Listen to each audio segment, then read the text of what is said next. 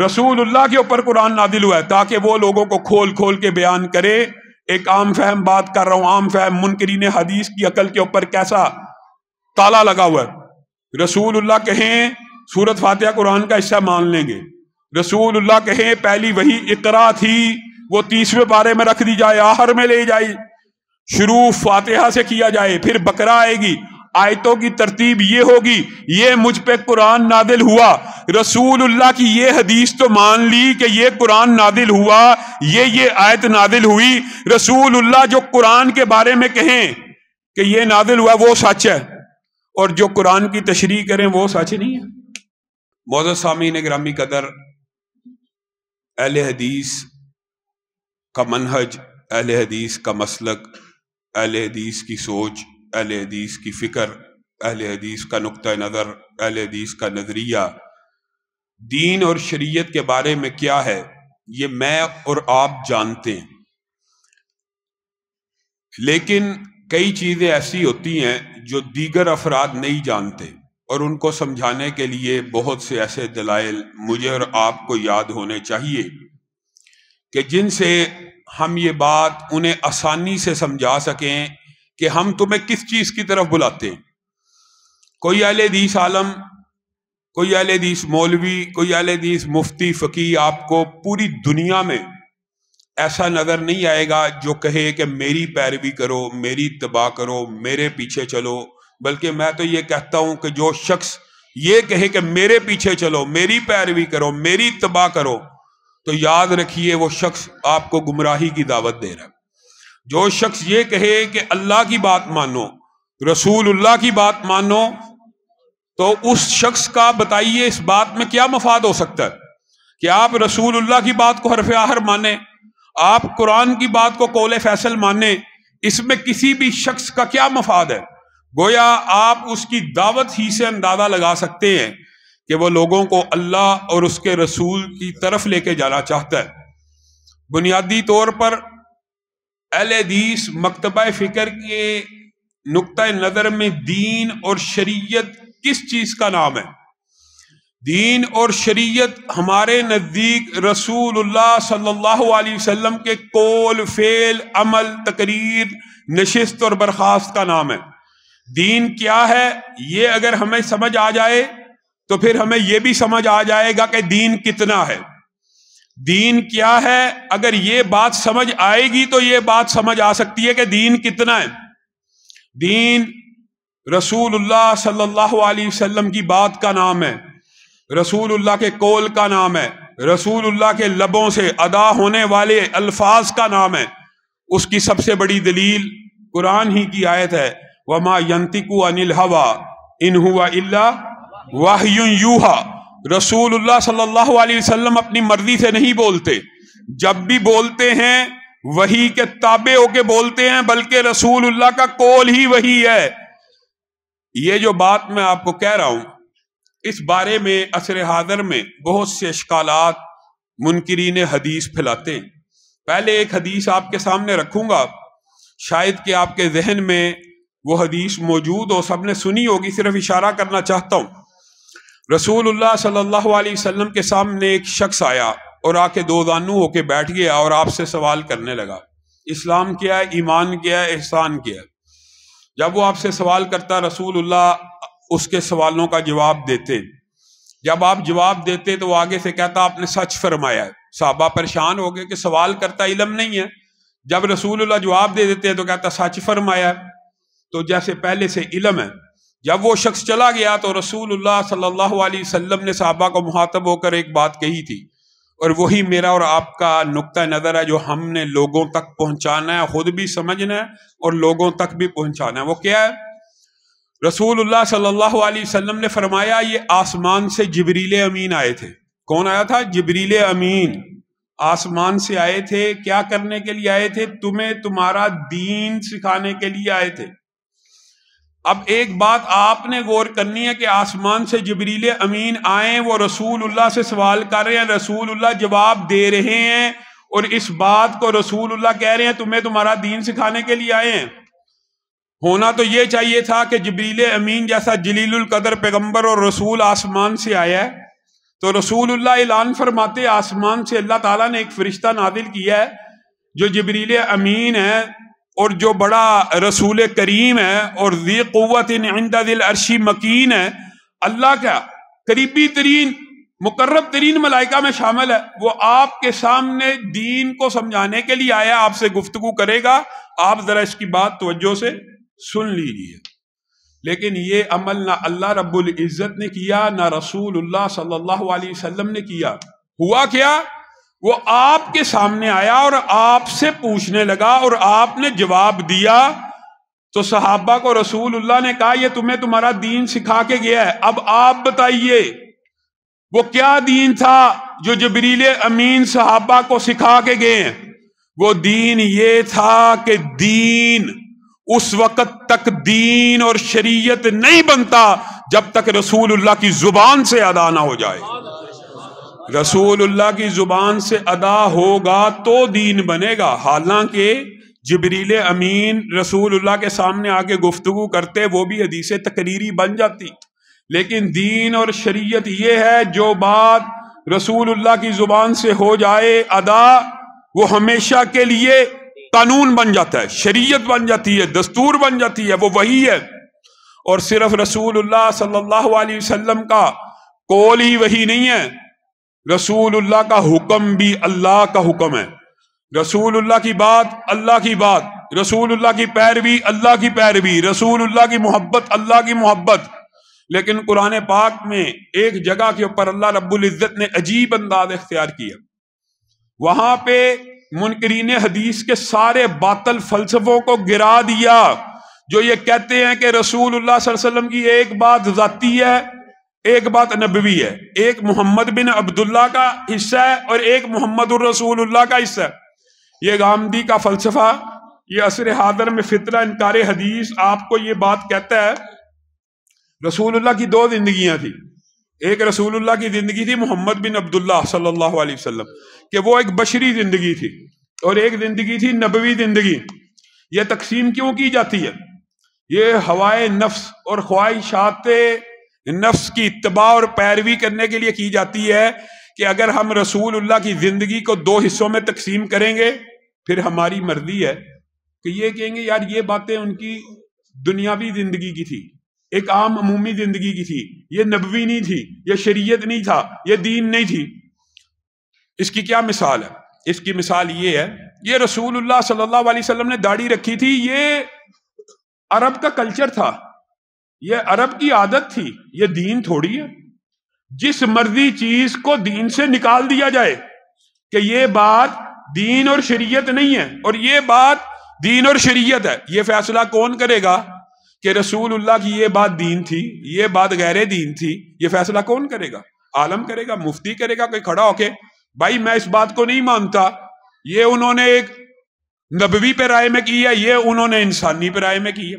یہ جو تفریق منکرین حدیث پیدا کرنا چاہتے ہیں، اللہ رب العزت نے قرآن پاک میں ایک مقام کے اوپر سارے فلسفے کو یوں گرا دیا کہ آپ نے یہ آیتیں تو اہل حدیثوں نے سنی ہے کہ رسول اللہ کی بات وہی ہے، رسول اللہ کی محبت اللہ کی محبت ہے، رسول اللہ کی اطاعت اللہ کی اطاعت ہے، لیکن شاید آپ نے یہ آیت کبھی اس کے اوپر غور نہیں کیا کہ رسول اللہ صلی اللہ علیہ وسلم نے ازہد ایک حکم دیا، اور وہ حکم یہ تھا، صحابہ کو مخاطب ہو کے کہا کہ یہ جو چند درخت ہیں، جھاڑیاں ہیں، ان کو کاٹ دو، یہ جو چند درخت اور جھاڑیاں ان کو چھوڑ دو، ان کو کاٹ دو، ان کو چھوڑ دو، ان کو کاٹ دو، ان کو چھوڑ دو، آپ بتا رہے ہیں، اور صحابہ اس کے اوپر عمل کرتے جا رہے ہیں۔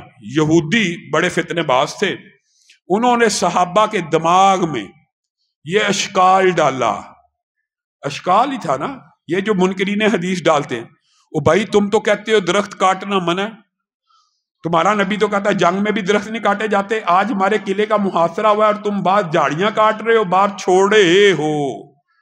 گویا انہوں نے یہ مغالطہ ڈالنے کی کوشش کی کہ یہ اللہ کا حکم نہیں ہے، یہ رسول اللہ کا اجتہادی غیر نبوی فیصلہ ہے۔ یاد رکھیے رسول اللہ صلی اللہ علیہ وسلم کی ہر بات دین ہے، ہر فیصلہ شریعت ہے، ہر اجتہاد شریعت ہے۔ جس اجتہاد کو اللہ تعالیٰ جاری رکھنا چاہتا ہے اس کے اوپر اللہ کا چیک اینڈ بیلنس ہے، وہ جاری رہتا ہے، اور جس اجتہاد کو اللہ رب العزت روکنا چاہتے ہیں اس کے بارے میں تنبیہ فرما دیتے ہیں۔ یہاں پہ صحابہ کو حکم کس نے دیا تھا؟ یہ کاٹ دو، یہ چھوڑ دو، رسول اللہ صلی اللہ علیہ وسلم۔ یہودیوں نے وسوسہ ڈالا، جب یہ وسوسہ صحابہ کے دماغ میں پہنچا تو آسمان سے آیتیں نازل ہونا شروع ہو گئی، اور وہ آیتیں اگر آپ کو یاد ہو جائیں، اہل حدیث کو یہ آیتیں بھی یاد ہونی چاہیے معروف آیتوں کے علاوہ۔ ما قطعتم من لینۃ او ترکتموها قائمۃ علی اصولها فباذن اللہ۔ اشکال یہودیوں نے ڈالا تھا صحابہ کو کہ یہ رسول اللہ نے اپنے حکم سے ہی فیصلہ کر دیا ہے۔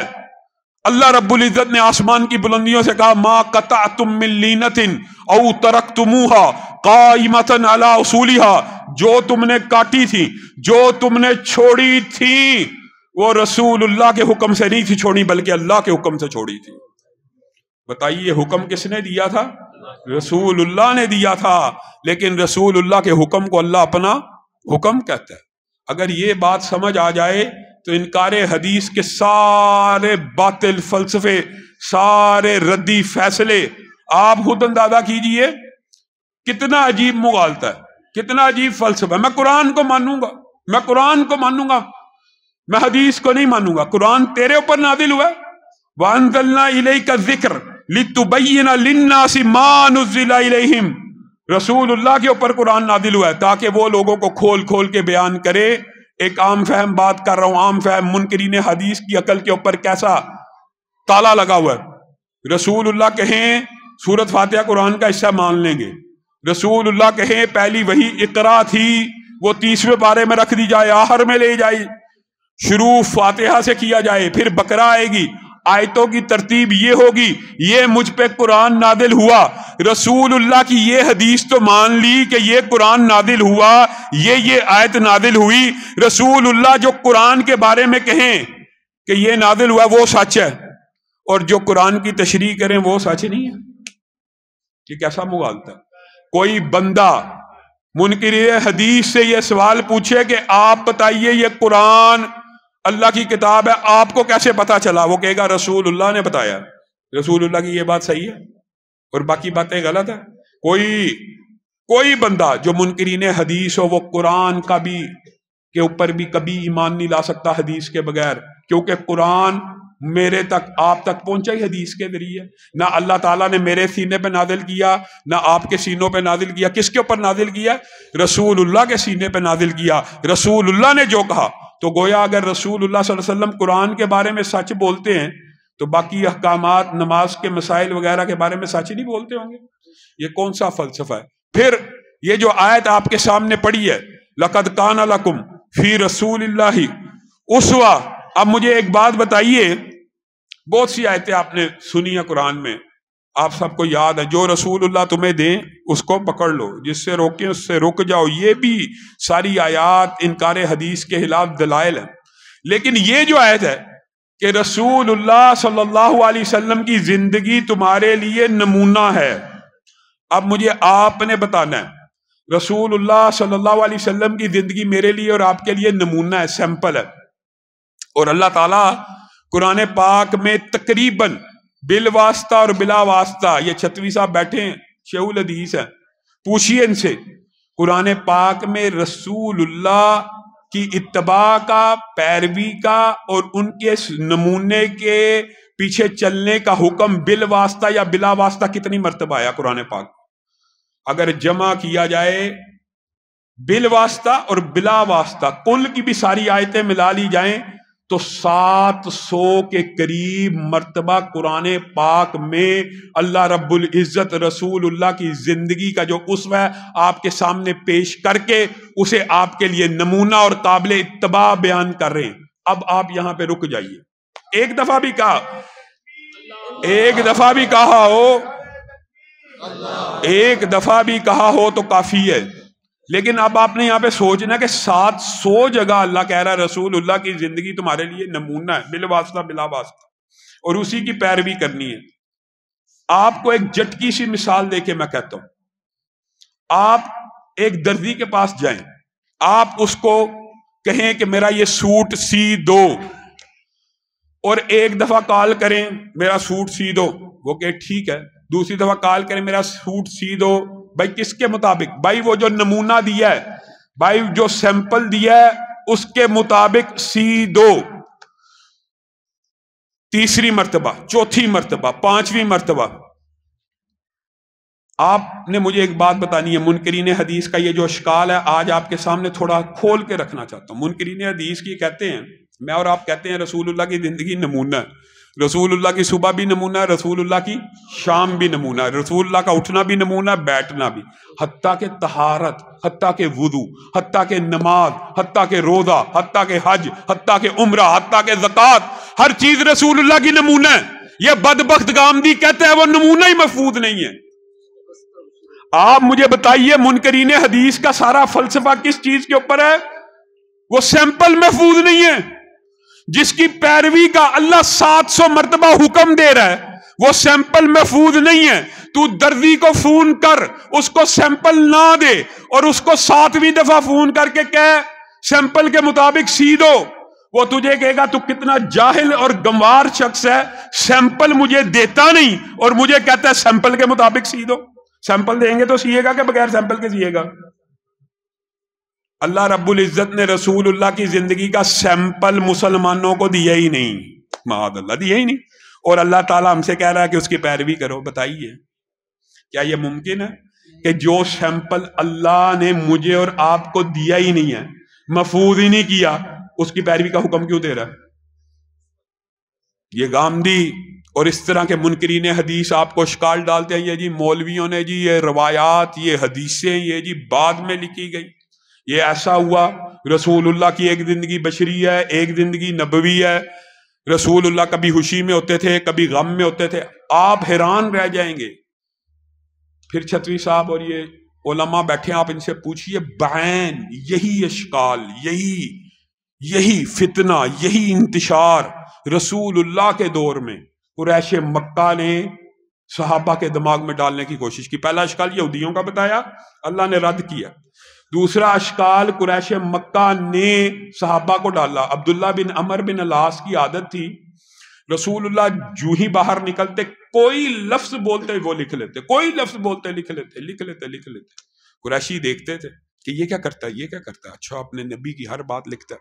وسوسہ ڈالا غامدی کی طرح، کیا رسول اللہ ہی بشر، رسول اللہ بشر ہیں، یتکلم فی الغضب والرضا، یہ رسول اللہ کبھی خوشی میں ہوتے ہیں اور کبھی غم میں ہوتے ہیں، کبھی غصے میں ہوتے ہیں اور کبھی خوشی میں ہوتے ہیں، تو ہر بات لکھ لیتا ہے۔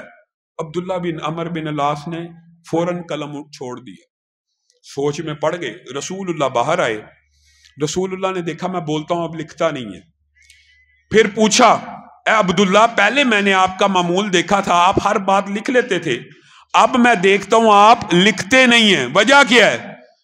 تو انہوں نے وہ ساری بات بتا دی کہ مجھے قریش مکہ نے یہ وسوسہ ڈالا ہے، یہ اشکال ڈالا ہے کہ آپ بھی بشر ہیں، کبھی خوشی میں ہوتے ہیں، کبھی غم میں ہوتے ہیں، کبھی ناراضگی میں ہوتے ہیں، کبھی کفیات کیا ہوتی ہیں، تو آپ ہر بات لکھ لیتے ہیں، تو میں نے لکھنا چھوڑ دیا۔ وہاں پہ رسول اللہ صلی اللہ علیہ وسلم نے میرا اور آپ کا منہج بیان کیا، میرا اور آپ کا مسلک بیان کیا، میرا اور آپ کا عقیدہ بیان کیا۔ وہ کیا ہے؟ یہی ابلاغ آپ نے لوگوں کو کرنا ہے۔ اکتب فوالذی نفسی بیدی، اس ذات کی قسم جس ذات کے قبضے میں میں محمد صلی اللہ علیہ وسلم کی جان ہے، جس کے ہاتھ میں میں محمد صلی اللہ علیہ وسلم کی جان ہے، لکھا کر میں اس ذات کی قسم کھا کے کہہ رہا ہوں کہ ما یخرج منہ الا حق، اس زبان سے حق کے علاوہ کچھ نہیں نکلتا۔ یہ اشکال کس نے پیدا کیا کہ رسول اللہ نے جی وہ پیوند کاری کی تھی، جی بڑی دلائل دیتا ہے وہ، جی پیوند کاری کے لیے صحابہ آئے تھے مشورہ کرنے، تو رسول اللہ نے کہا یہ نہ کرو تو اگلے سال فصل نہیں تھی ہوئی۔ یاد رکھیے رسول اللہ صلی اللہ علیہ وسلم اجتہاد کرتے تھے، جس کو اللہ تعالیٰ جاری رکھنا چاہتا تھا جاری رکھتا تھا، جس کو اللہ تعالیٰ تبدیل کرنا چاہتا تھا اللہ تعالیٰ تبدیل فرما دیتے تھے، اور یہ اللہ کا چیک اینڈ بیلنس تھا۔ یہ جو دلیل ہے یہ بھی غامدی کے خلاف ہے۔ کیا رسول اللہ کی زندگی میں اللہ رب العزت نے اس کی اصلاح فرمائی ہے کہ نہیں کی؟ رسول اللہ نے اپنی زندگی ہی میں اس کو سیدھا جو معمول جو وحی کا تقاضا تھا پورا کیا کہ نہیں؟ مثلا اس کی مثال آپ کو دوں گا، سمجھ آ جائے گی۔ رسول اللہ بھی اجتہاد کیا کرتے تھے۔ یہ باتیں علماء کی مجلس میں ہوتی ہے، لیکن انکار حدیث کا فتنہ اتنا پھیل چکا ہے کہ آپ لوگوں کو اب پتہ ہونا چاہیے۔ مثلا رسول اللہ صلی اللہ علیہ وسلم نے اجتہاداً شہد کھانا چھوڑ دیا اپنی ذات کے اوپر، ان کے اوپر کوئی فرض تو نہیں تھا ہر روز کھائیں۔ رسول اللہ صلی اللہ علیہ وسلم نے اپنی بیویوں کا معاملہ آپ کو پتا، اس کی وجہ سے شہد سے منہ موڑ لیا کہ آج کے بعد میں شہد نہیں کھاؤں گا۔ یہ رسول اللہ کا ذاتی اجتہاد تھا کہ نہیں؟ اللہ رب العزت نے اس اجتہاد کو تبدیل فرمانا تھا، جیسے وہ پیمند کاری ہے، بیان ہی یہ ہے، اللہ کا چیک اینڈ بیلنس ہے۔ اللہ تعالیٰ نے کہہ دیا لیما تحرم ما احل اللہ لک، لیما تحرم، آپ پیارے حبیب اپنی ذات کے اوپر شہد کو حرام نہیں کر سکتے۔ وجہ کیا ہے؟ لیما تحرم، کیوں آپ حرام کرتے ہیں؟ آپ کیا سمجھتے ہیں اس کی کیا وجہ؟ اس لیے کہ اگر آپ اپنے اوپر حرام کریں گے تو امت کے لیے حرام ہو جائے گا، یہ بات۔ آپ اگر اپنے لیے حرام، اس کی دلیل یہ ہے کہ رسول اللہ صلی اللہ علیہ وسلم کے سامنے ایک صحابی نے پوچھا، رسول اللہ حج کے موقع کے اوپر ہیں اور حج کی فضیلتیں بیان کر رہے، ایک صحابی کھڑا ہو گیا اور پوچھا افی کلی عامن یا رسول اللہ، کیا حج مسلمان مرد اور عورت کے اوپر ہر سال فرض ہے؟ سوال پیدا ہو گیا، رسول اللہ خاموش رہے، پھر سوال ہوا، پھر جب رسول اللہ صلی اللہ علیہ وسلم نے کچھ دیر کو گزار لیا تو اس کو بلایا اور پھر اس کو سمجھایا آپ کا اور میرا عقیدہ، منہج اور مسلک۔ کہا آپ مجھ سے بار بار سوال پوچھتے تھے کیا حج میری امت کے مرد اور عورت کے اوپر ہر سال فرض ہے؟ لو قلت نعم، اگر میں محمد صلی اللہ علیہ وسلم کہہ دیتا جی ہاں، نام نون عین میم کہہ دیتا تو میری امت کے اوپر ہر سال فرض ہو جاتا، اور اگر فرض ہو جاتا تو تم پھر اس کو ادا کرنے کی سخت بھی نہ۔ گویا رسول اللہ اگر جی ہاں کہہ دے تو حج بھی ہر سال کے لیے فرض ہو جاتا ہے۔ اس لیے رسول اللہ کے بارے میں یہ سوچنا کہ رسول اللہ کی ایک بشری زندگی تھی اور ایک نبوی زندگی تھی، بشری زندگی کی تقسیم ہم کریں گے، نبوی زندگی کی تقسیم ہم کریں گے، اللہ کے بندوں رسول اللہ کے اوپر ہر وقت اللہ کا چیک اینڈ بیلنس تھا۔ رسول اللہ تو اگر عبداللہ ابن مکتوم کو کچھ تاخیر کے لیے کھڑا کریں اجتہادی طور کے اوپر کہ یہ قریش کے سردار میرے پاس آئے ہیں، یہ عبداللہ تو میرا اپنا ہے، اس کو تو میں بعد میں بتا دوں گا، یہ جو مجھ سے مسئلہ پوچھ رہا ہے یہ تو میرا اپنا ہے، یہ تو میرا ذاتی ہے، یہ جو قریش مکہ کے سرداران ہیں میں ان کے ساتھ ذرا گفتگو کر لوں، ان کو ہدایت کی کچھ باتیں اور ان کو تبلیغ دین کر لوں۔ بتائیے اس میں کوئی بہت ایسی بات تو نہیں تھی، لیکن جب اللہ کا چیک اینڈ بیلنس ہوتا ہے نبیوں کے اوپر، اس لیے معصوم عن الخطا کہا جاتا ہے، وہ یہ ہوتا ہے آباسا وتولا۔ پیارے حبیب ان کو پہلے نہیں، اس کو پہلے جواب دیا جائے گا، اس کو پہلے دیا جائے گا۔ یہ آپ نے بات ذہن میں رکھنی ہے کہ رسول اللہ کی یہ جو تقسیم آج کل پیش کی جا رہی ہے، اور یہ جی یہ لباس پہننا بھی جی دنیاوی معاملہ تھا، یہ داڑھی تو عرب کا کلچر تھا، یہ جی پگڑی اور سر کو ڈھانپنا تو عرب کا کلچر تھا، جی یہ جو پردہ اور حیا یہ عرب کا کلچر تھا، ہر چیز کا بیڑا غرق کر دیا۔ ہاتھ ملا لو عورت کے ساتھ تو بھی جائز ہے، بے پردگی کر لو تو بھی جائز ہے، موسیقی سن لو تو بھی جائز ہے۔ موسیقی حرام کہاں ہے؟ ایسے بدبخت ہیں کہ بخاری شریف کی واضح حدیث موجود ہے کہ ان قریب میری امت کے بعد لوگ موسیقی کو حلال کریں گے، حرام ہے تو حلال کریں گے نا، پھر بھی نہیں مانتے۔ جی کتا تو بالکل بلی جیسا ہی ہوتا ہے۔ اب بتائیں جس بندے کی عقل یہ ہے کہ کتا بلی جیسا ہوتا ہے، اور کتے اور بلی کا فرق جس بندے کو معلوم نہیں ہے، یار یہ کیا بات ہے، مسلمان بلی تو پال لیتے ہیں، بلی کو تو ہاتھ لگا لیتے ہیں، کتے سے نفرت کرتے ہیں، یہ جی روایات ہیں۔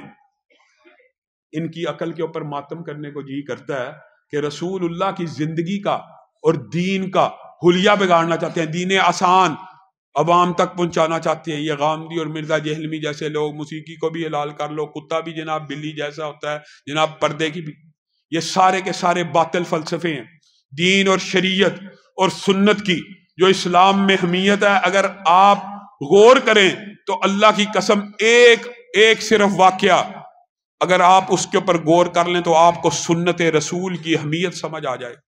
رسول اللہ صلی اللہ علیہ وسلم کے گھر میں 3 صحابہ آئے تھے اور آ کے رسول اللہ صلی اللہ علیہ وسلم کی زوجہ سے آپ کے معمولات کے بارے میں پوچھا. زوجہ نے بتلا دیا. جانتے وقت کہنے لگے ہاں رسول اللہ کے تو اگلے پچھلے سارے معاف ہیں نا، اس لیے یہ معاملہ میں پورا سال روزے رکھوں گا، جب تک زندہ رہوں گا ہر روز روزہ رکھوں گا، مرتے دم تک روزہ رکھوں گا.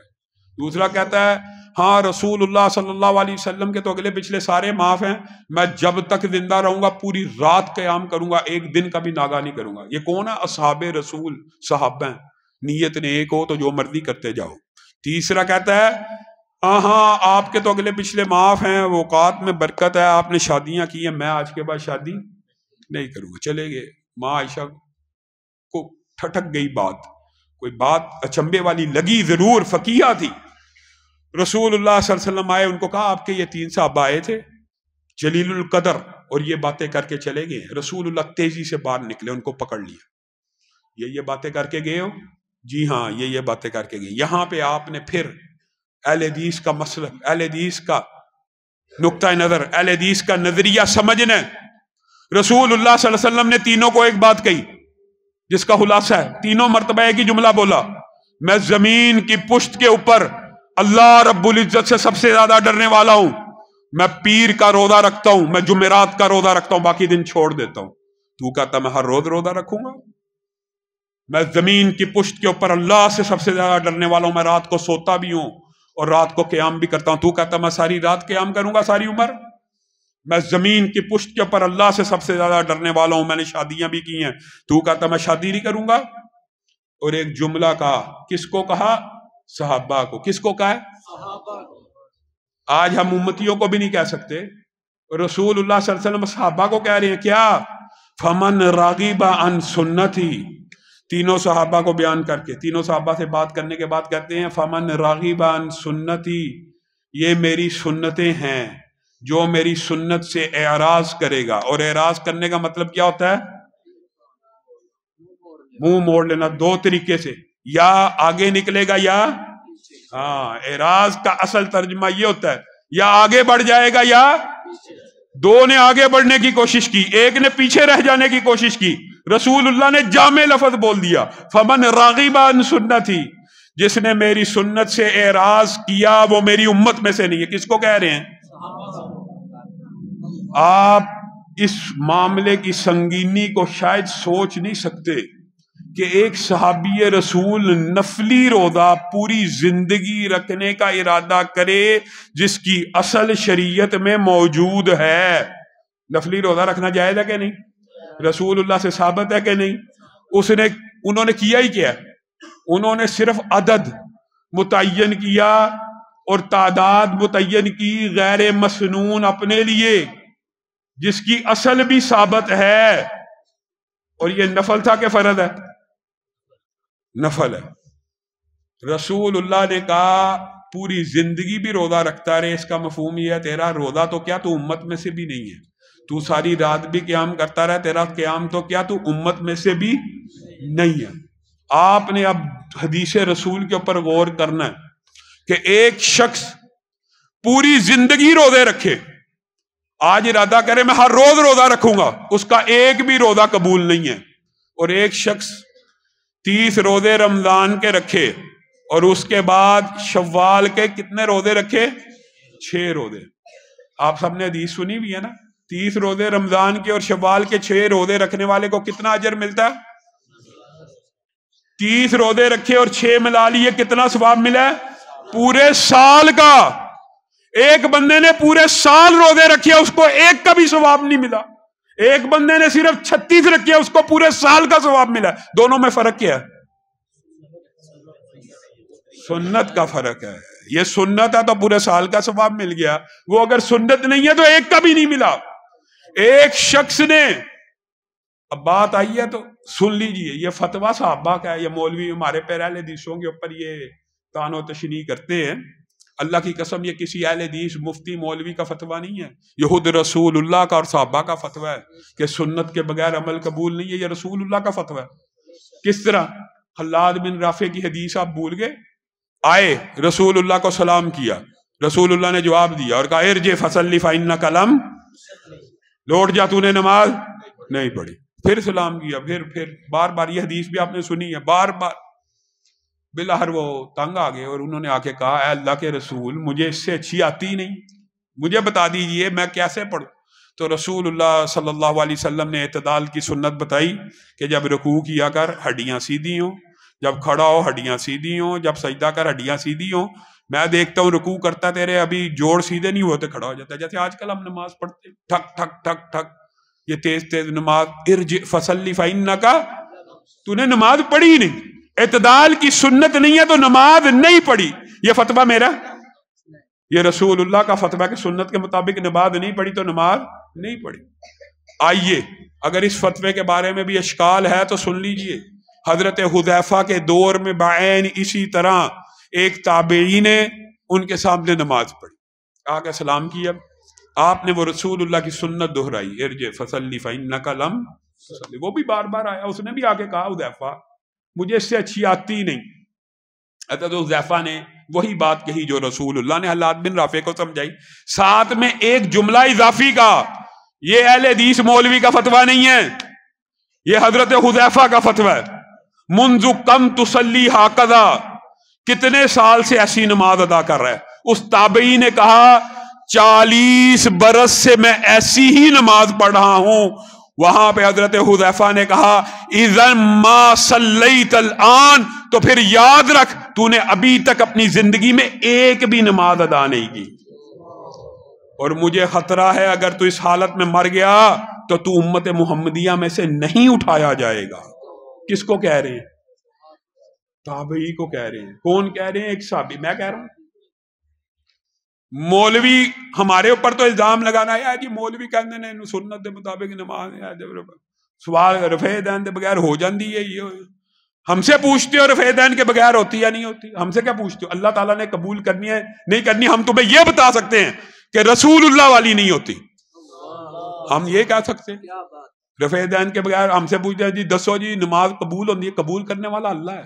ہم یہ بتا سکتے ہیں کہ رسول اللہ والی نہیں ہوتی. اور یہی بات حضرت حذیفہ نے یہاں پہ سمجھائی ہے کہ 40 برس سے بھی اگر تو غیر مسنون نماز پڑھ رہا ہے. آج ہمارے ہاں اسی مسجد کا مثلا قاری طیب قمر صاحب ہی کیوں نہ ہو یا تندیل بھائی کیوں نہ ہو، یہاں پہ کوئی بندہ آئے نا نوجوان نماز پڑھنے، کوئی دوسرا اس کو سمجھائے یار رفع دین کر لیا کر یار، ذرا پاؤں ملا لیا کر یار، آمین.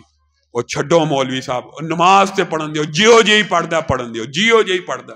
صحابہ کا یہ طرز عمل نہیں تھا. جیو جی پڑھدا، جیو جی پڑھدا ہوتا تو حضرت حذیفہ اس کو یہ بات نہ کہتے. جیو جی پڑھدا پڑھن دیو. اب اللہ کے بندے اگر تیرے تک سنت رسول کے مطابق نماز پہنچ گئی ہے تو پڑھ لے. وجہ کیا ہے؟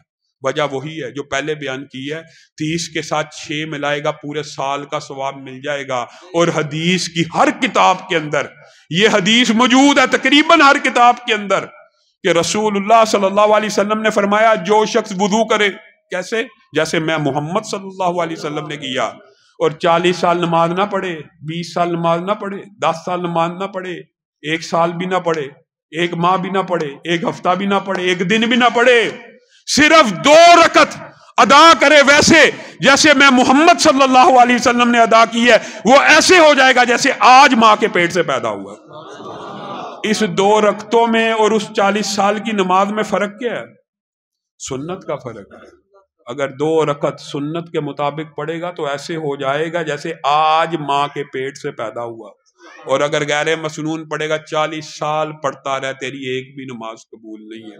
اللہ رب العزت مجھے اور آپ کو سنت رسول کی، وحی کی، دین کی، شریعت کی، اللہ کی قسم رسول اللہ کو درمیان سے مائنس کر کے، رسول اللہ کی وحی کو مائنس کر کے نہ قرآن سمجھا جا سکتا ہے، نہ دین سمجھا جا سکتا ہے، نہ شریعت سمجھی جا سکتی ہے، نہ حج روزہ زکوٰۃ سمجھی جا سکتی ہے، نہ ہی قرآن کو لغت سے سمجھا جا سکتا ہے. یہ ایک طویل موضوع ہے.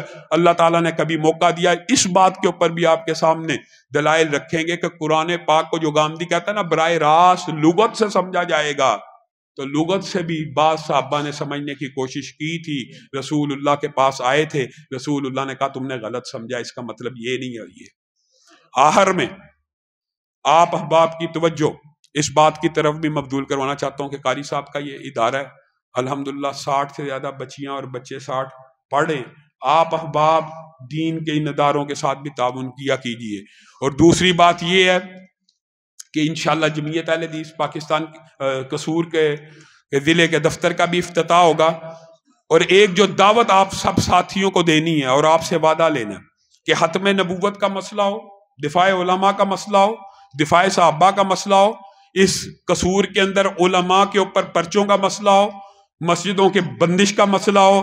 جمعیت اہل حدیث نے 2 سال کے اندر اندر علامہ شہید نے جس جماعت کی بنیاد رکھی تھی اس کو بحال کرنے کے بعد 2 سال کے اندر اندر ہم نے قصور کے اندر 20 مساجد کو واگزار کروایا، 20 مساجد کے مسئلے حل کروائے. علماء جن کے ساتھ ظلم ہوا، بربریت ہوئی، وہ کنگن پور والا واقعہ ہو چاہے قصور کے واقعہ تو آپ کے ساتھ سامنے موجود ہیں. وہ جمعیت اہل حدیث پاکستان نے اس سلسلے میں اپنے کردار کو ادا کیا. لیکن آپ نے جمعیت اہل حدیث کے لیے کیا کیا، یہ بھی ہمیں غور کرنے کی ضرورت ہے. آج آپ کو یہ دعوت فکر دینے کے لیے آیا ہوں کہ آپ جمعیت اہل حدیث پاکستان کے شانہ بشانہ چلیے. عوام آپ لوگوں کی جماعتوں کو ضرورت ہے، اور جماعتوں کی ترقی اور جماعتوں کی ترویج کے لیے احباب کی، افراد کی بڑی زیادہ اہمیت ہے.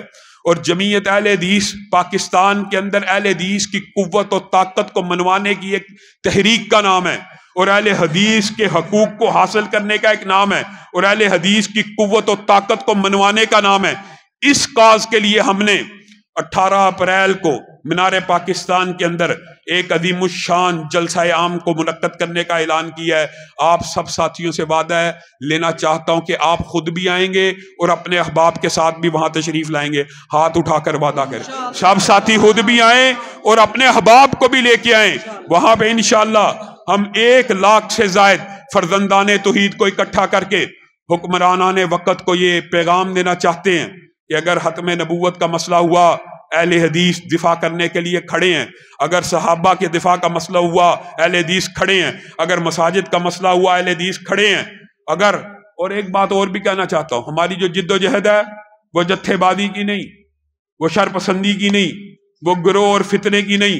ہماری جد و جہد جمہوری، آئینی، دستوری، قانونی ہوگی، اور ہم بلٹ کی بجائے بیلٹ کے ذریعے تبدیلی کے ہاں ہیں.